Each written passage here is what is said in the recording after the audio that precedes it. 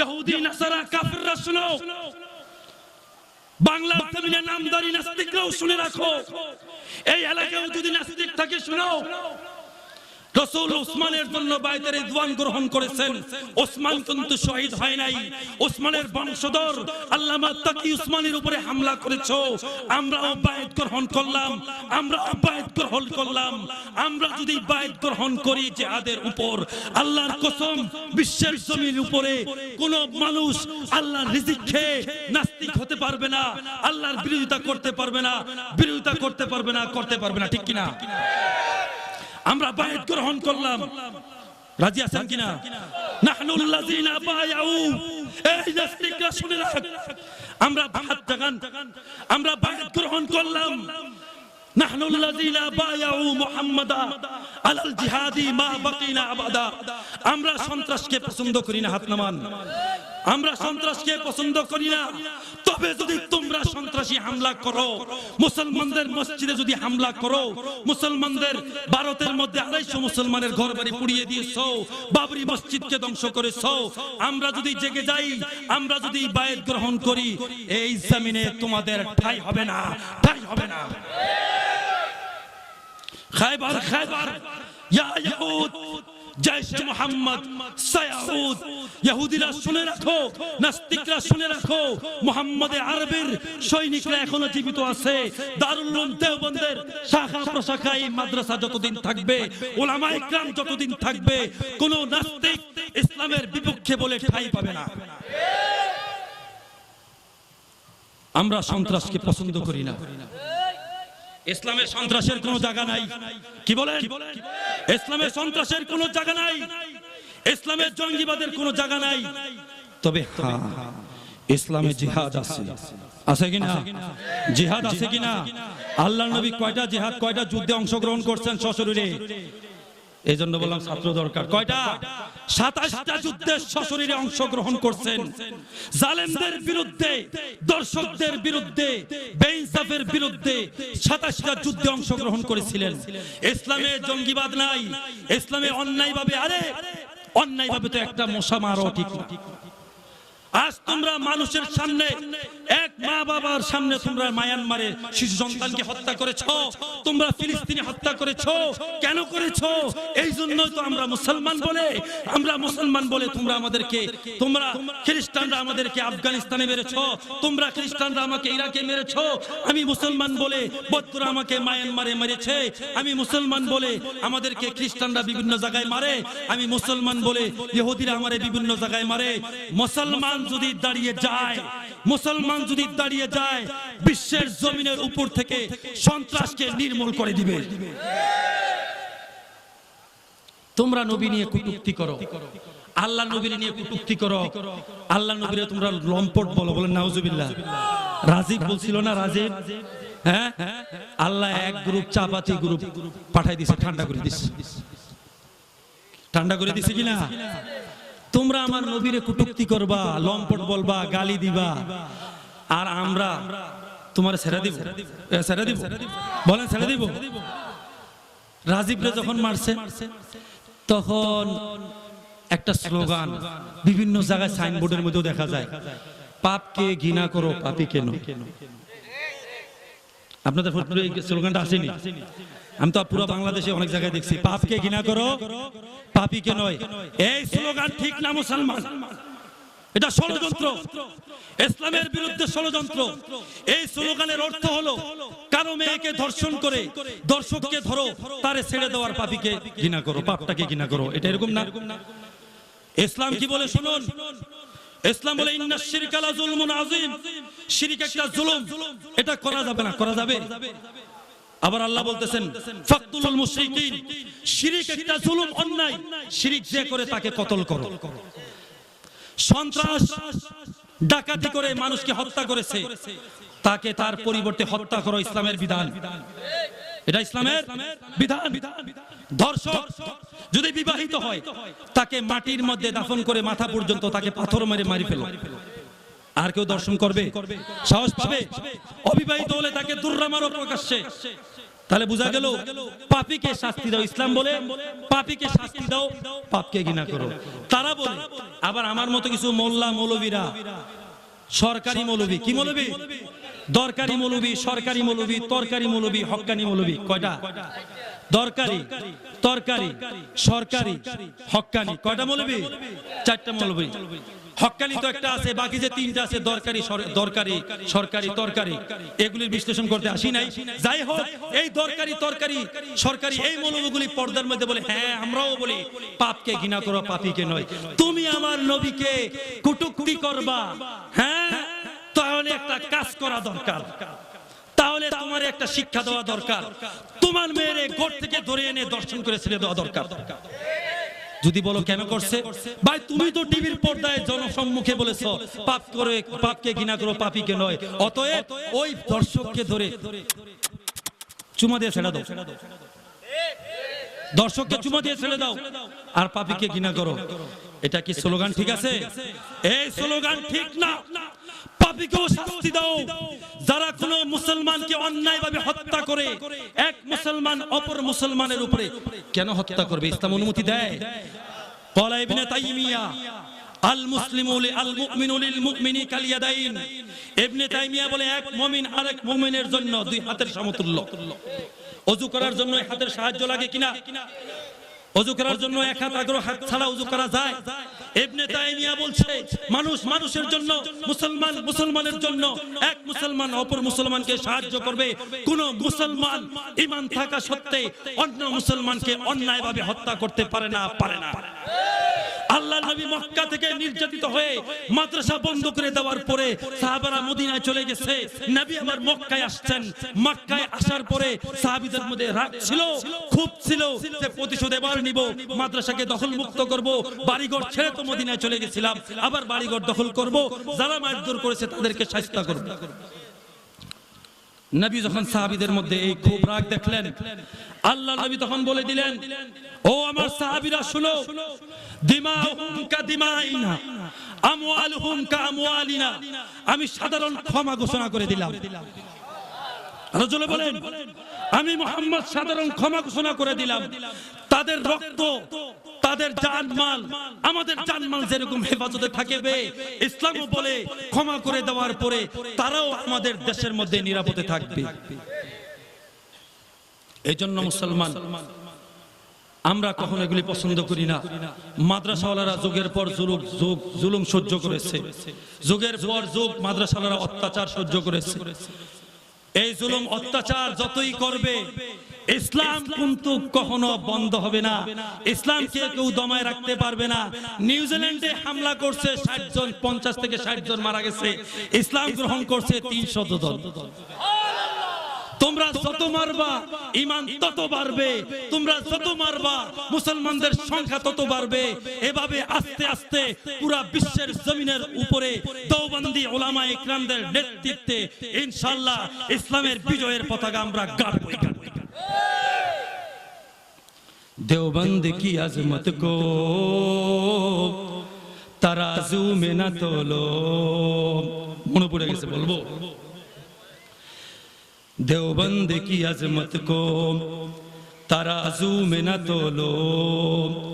देवबंद तो हर दौर में अनमोल रहा है। आका के वफादार है उलमाए देवबंद, इस्लाम के गमखार है उलमाए देवबंद। ठीक ना? उलमाए देवबंद প্রত্যেক যুগে যুগে নাস্তিকদের মোকাবেলা করে আসছে। উলামায়ে দেওবন্দের শাখা প্রশাখা থাকা সত্ত্বে আছে বিদায়ী এই দেশে কোনো নাস্তিক জায়গা পায় না। ইসলামের বিরুদ্ধে কেউ যদি ফাটল তৈরি করে এসে যদি বলে এখানে হাত বাঁধলেই নামাজ হবে, এখানে বাঁধলে নামাজ পড়বে না, দেওবন্দি উলামায়ে ইকরামরা দেখলো ব্যাঙের ছাতার মতো টিভির পর্দার মধ্যে কিছু লোক মুসলমানদের নামাজকে বরবাদ করতেছে, ঈমানকে ধ্বংস করতেছে, তখন দেওবন্দি উলামায়ে ইকরাম কথিত এই নামদারি আহলে হাদিসদেরকে জবাব দেওয়ার জন্য মাহফিলের মাধ্যমে, কুরআন হাদিসের মাধ্যমে তাদেরকে দমন করেছে, ঠান্ডা হয়ে গেছে।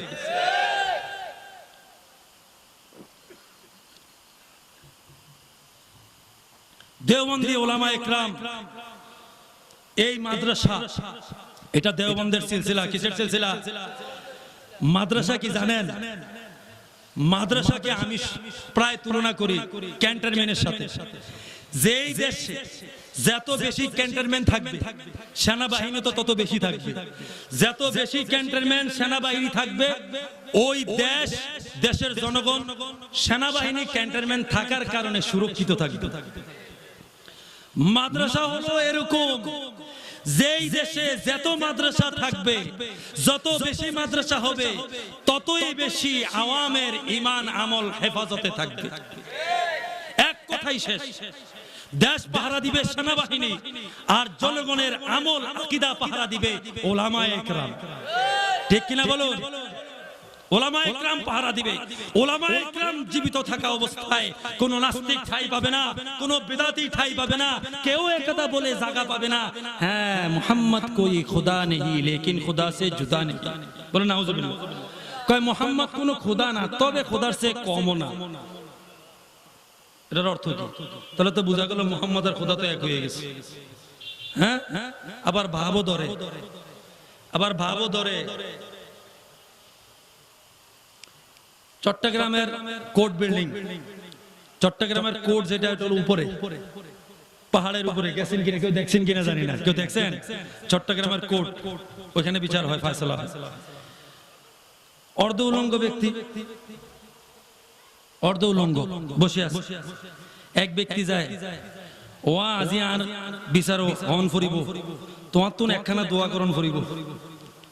চট্টগ্রামের ভাষা। আজকে আমার এখানে মোকদ্দমার মামলা রায় হবে, তুমি বাবা, তুমি তো বাবা, নিজের বাপের বাপ কয় না, হারামখোর আরেকজনের বাপ কয়। এরকম আছে কিনা জানি না, আমি হিন্দে যাইতে পারবো কিনা। আর কতকাল নত হয়ে রবে, শ্রেষ্ঠ ছিল যে শির, নত আর কত হব, আর কতকাল নত হয়ে রবে, শ্রেষ্ঠ ছিল যে শির। মায়েরা কি আজ হয়ে গেছে বন্দা, জন্মে না কেন বীর? বীর দরকার আছে কিনা? দরকার আছে। যাই হোক, সময় দিছে কম, হুজুরকে নিয়ে আসলে আমি দোয়া করুন করিব আজি আর বিচার, রায় যেন আমার পক্ষে হয়। আজি আমার কি বিচার, উকিল যেন রায়টা যেন জজ সাহেব আমার পক্ষে দেয়। অর্ধ উলঙ্গ ভণ্ড, নামাজ তো পড়ে না, চুল জট কি করছে, এভাবে হাত নেড়ে দিচ্ছে, যাও যাও। এবার উনি উপরে গেছেন, একটু পরে মন বেজার, ঘন্টাখানিক পরে আসছে, ওয়া বিচার তো আমার পক্ষে নয়, বিচার তো আমার পক্ষে হয় নাই, আমি তো হেরে গেলাম। আমি তখন কইছিলাম না তুমি কিছুই করতে পারবা না, তোমার পক্ষে বিচার আইবে, আমি কইছিলাম না? বন্ড। তখন মুখ ফুটে না, এখন ফুটছে।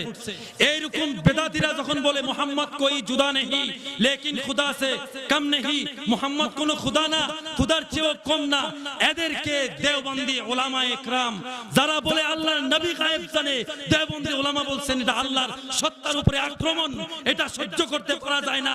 দলিল দিয়ে, ফতোয়া দিয়ে এই সমস্ত মাদ্রাসার উলামায়ে কেরাম, মুফতিরা, ছাত্ররা জুমার নামাজে, বয়ানে, মাহফিলে, বিভিন্ন জায়গায় আল্লাহর বড়ত্বকে উঁচা করে তারা বলছেন আল্লাহ এক জায়গায়, নবী এক জায়গায়, পানি এটাও একটা পানি, এটাও কি একটা পানি। আল্লাহর নবী কোনো গায়েব জানেন না, আল্লাহর নবী একজন এমন মানুষ, তবে সাধারণ না। ফরিদপুরে পানি আছে, আছে কিনা? টিউবওয়েলে পানি আছে, নদীতে পানি আছে, পুকুরে পানি আছে, আবার অনেক দূরে 3 লক্ষ টাকা খরচ করে যে আবার সেখান থেকেও পানি নিয়ে আসে। নামটা কি? আবে জামজামের পানিও পানি, তোমার গ্রামের পানিও পানি, টিউবওয়েলের পানিও পানি। তবে শুনে রাখো, পৃথিবীর সমস্ত পানি এক জায়গায়, আর আবে জামজামের পানিকে একসাথে করা কোনোদিন যাবে না।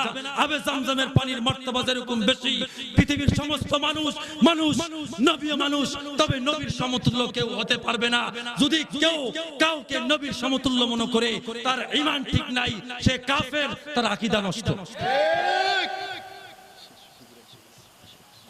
যাই হোক, আমার প্রত্যেক মাহফিলে আমার একটা ইয়ে থাকে, এদেশে যদি উলামায়ে কেরাম, আমরা তো বুঝি না, আমাদের সেনা প্রধান হলো উলামায়ে কেরাম, আমাদের ইমানি সেনা প্রধান কে?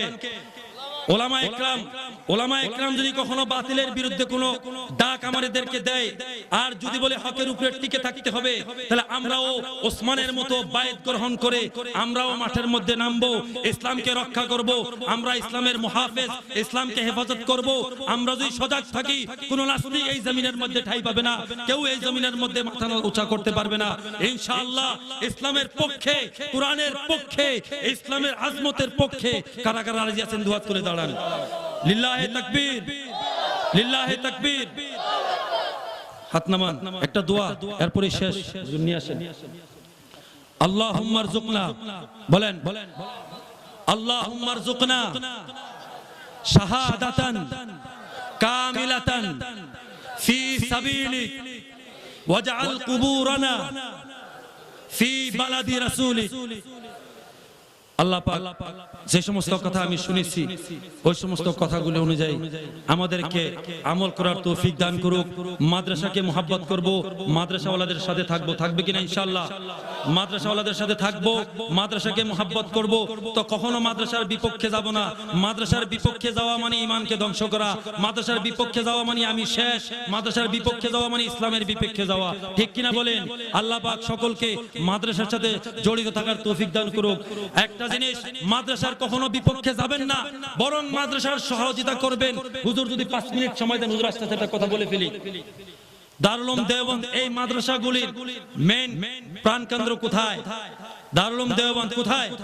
দারুল উলুম দেওবন্দের প্রথম প্রতিষ্ঠাতা প্রিন্সিপাল কাসেম নানতভী রহমাতুল্লাহ আলাইহি। কাসেম নানতভী রহমাতুল্লাহ আলাইহি তিনি মাদ্রাসার মুহতামিম, তিনি ছদ্মবেশে একটা গামছা পেঁচিয়ে তিনি গেলেন। কাসেম নানতভী আগেকার যুগের ছাত্ররা ট্রাং একটা মাথায় নিত আর একটা গাট্টি হাতের মধ্যে নিয়ে রেল স্টেশন থেকে, রেল থেকে নামতো। কাসেম নানতভী দেওবন্দের স্টেশনের মধ্যে বেশ সুরত চেঞ্জ করে তিনি গেলেন। যাওয়ার পরে ছাত্র নামতেছে, ছাত্রর বেডিং ধরলেন, ধরে বললেন, ভাই আমি কুলিয়া এলাকা, আপনি কোথায় যাবেন? একটা বেডিং ট্রাং আছে, আবার আপনার বিছানাপত্র আছে, যদি একটু অনুমতি দেন আমি আপনাদের এগুলি নেই। তিনি বলেন, ভাই ভাই ধরেন না, ধরেন না ভাই, আমি অনেক গরিব, আমার বাবা নাই, আমার মা অনেক কষ্ট করে লেখাপড়া করে আমাকে এই মাদ্রাসা ভর্তি করছে, আমাকে পড়াশোনা করাইছে, আমি দেওবন্দে পড়তে আসছি। আপনি যে কুলি মাথায় নিবেন, আমি কুলির আপনার বিনিময় দিতে পারবো না, আমি গরিব মানুষ। আল্লাহু আকবার বলবেন না? আমি গরিব মানুষ। তিনি কাসেম নানতভী রহমাতুল্লাহ আলাইহি বললেন, আপনার কোনো টাকা লাগবে না, আমি আপনাকে দেওবন্দের কাছে দিয়ে আসবো। দেওবন্দ মাদ্রাসার কাছে হাঁটতে হাঁটতে যাইতেছেন, হাতটা জুতা ছিঁড়ে গেছে। কাসেম নানতভী রহমাতুল্লাহ আলাইহির জুতা ছিঁড়ে গেলেন, তিনি ওই মাথার মধ্যে বিছানাপত্র আছে, আরেক হাতে বাম হাতে জুতা নিলেন, ডান হাতে মাথার বিছানা। কাসেম নানতভী রহমাতুল্লাহ আলাইহি হেঁটে যাচ্ছেন, মাদ্রাসার কাছে যেয়ে তিনি বললেন, ভাই আমি আর যাব না, এই যে মাদ্রাসার গেট দেখা যায়, মাদ্রাসায় ঢুকে যান। তিনি বললেন, ভাই আমাকে মাদ্রাসার অফিসটা কোনটা? ভিতরে গেলেই দেখবে। এই কথা বলে কাসেম নানতভী চলে গেলেন। কাসেম নানতভী চলে যাওয়ার পরে মাদ্রাসার গেটের মধ্যে প্রবেশ করার পর ছাত্র ফরম নিয়ে ইন্টারভিউ দিলেন, পাস করলেন। অনেক শিক্ষক, কয়েকজন শিক্ষকের সিগনেচারও হলো, পরীক্ষায় পাস করছেন। সর্বশেষ একটা সিগনেচার লাগে, লাগে কিনা? একটা সিগনেচার লাগে কিনা? কার? ছোট হুজুরের? বড় হুজুরের? বড় হুজুরের সিগনেচারের জন্য সর্বশেষ যার সিগনেচার, হুজুর আমি তো মুহতামিম সাহেবের বড় হুজুরের রুম চিনি না, কোনটা? ওই যে পর্দাটা উঠতেছে ওই রুমের ভিতরে মুহতামিম সাহেব আছে। ওই ছাত্র ওখানে গেলেন। ভাইরা আমার, ছাত্ররা, ওই ছাত্র যখন হুজুরের রুমের পর্দাটা একটু সরাইলেন, পর্দা সরাইয়ে দেখলেন এই লোক তো হলো ওই কুলি, মুহতামিম সাহেবের গদিতে বসা ওই কুলি, যেই কুলির মাথার মধ্যে এই মাদ্রাসার ছাত্র বিছানা দিয়েছে।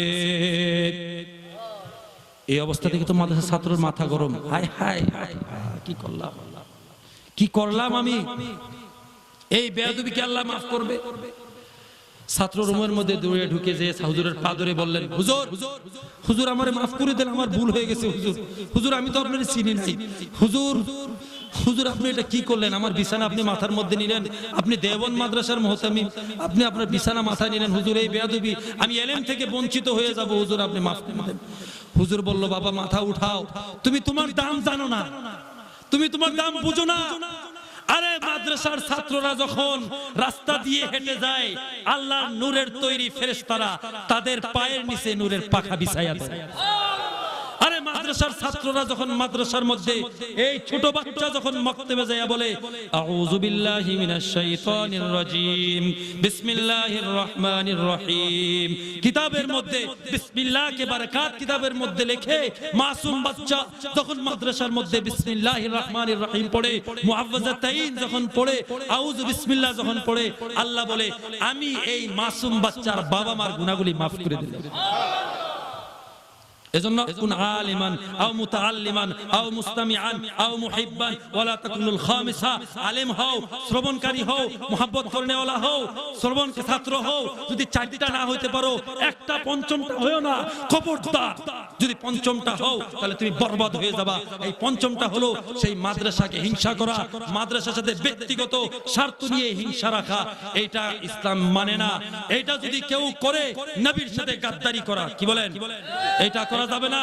ব্যক্তিগত নিজের সবকিছুকে উৎসর্গ করে দিতে হবে, বিলীন হয়ে যেতে হবে মাদ্রাসার স্বার্থে, সমস্ত দ্বন্দ্ব ভুলে যেতে হবে।